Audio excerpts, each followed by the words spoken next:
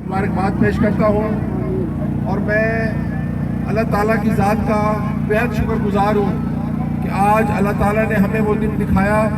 आज मैं अपने हलके में, अपने शहर में एक तरीना ख्वाब जो हमने बरसों से देखा था मिलाद चौक का, आज मैं बहुत बहुत शुक्रगुजार हूँ अपने परवरदिगार का।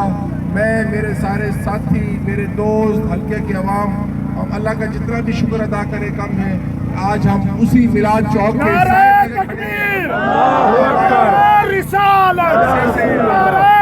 नबी का जो गुलाम है, नबी का जो गुलाम है। मैं आज के दिन की तमाम हज़रात को मुबारकबाद पेश करता हूँ और इस पैगाम के साथ कि इंशाअल्लाह ताला हमारा मरना जीना रसूल पाक के साथ है।